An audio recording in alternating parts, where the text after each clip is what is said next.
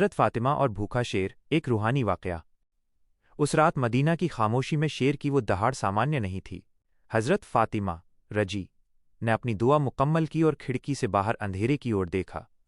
उनके मन में जो आशंका थी वो जायज़ थी।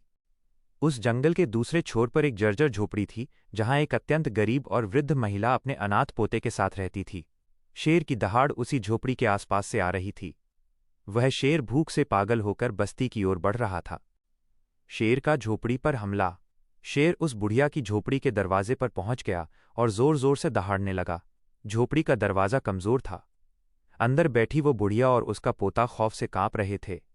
कोई मदद करने वाला नहीं था, क्योंकि रात के उस पहर सब गहरी नींद में थे। अचानक हज़रत फ़ातिमा रज़ी को महसूस हुआ कि उन्हें उस तरफ जाना चाहिए। उनके पास न तो कोई हथियार था और न ही कोई रक्षक, लेकिन उनके दिल में अल्लाह का खौफ और मखलूक सृष्टि के लिए मोहब्बत थी। बहादुरी और ईमान का मंजर। हज़रत फ़ातिमा रजी चुपके से अपने घर से निकलीं और उस अंधेरे जंगल की ओर चल पड़ीं।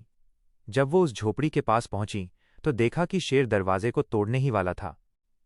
हज़रत फ़ातिमा रजी ने डरे बिना अपनी चादर को संभाला और शेर के सामने जाकर खड़ी हो गईं। उन्होंने शेर की आंखों में देखा और बहुत ही शांत लेकिन प्रभावशाली स्वर में कहा, ए जंगल के सुल्तान, तू भी अल्लाह की एक मखलूक है और मैं भी। क्या तुझे उस रब का खौफ नहीं जिसने तुझे पैदा किया? ये मासूम और बेसहारा लोग तेरी खुराक नहीं हैं। अल्लाह के वास्ते यहां से चला जा। कुदरत का करिश्मा। हैरानी की बात यह हुई कि वो खूंखार शेर, जो कुछ देर पहले मौत का तांडव मचाने को तैयार था, अचानक शांत हो गया। उसने अपनी गर्दन झुका ली, जैसे वो अल्लाह की नेक बंदी की बात समझ गया हो। शेर ने हज़रत फ़ातिमा रजी के कदमों के पास अपनी नाक रगड़ी और बिना किसी को नुकसान पहुंचाए चुपचाप घने जंगल की ओर लौट गया। सबक। जब सुबह हुई और लोगों को इस वाक़े का पता चला तो सब दंग रह गए। हज़रत फ़ातिमा रजी ने सिखाया कि ईमान की ताकत दुनिया के सबसे बड़े डर को भी हरा सकती है।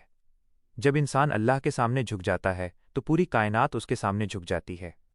असली बहादुरी तलवार उठाने में नहीं, बल्कि खुदा पर यकीन रखकर मजलूमों की मदद करने में है। क्या आप चाहते हैं कि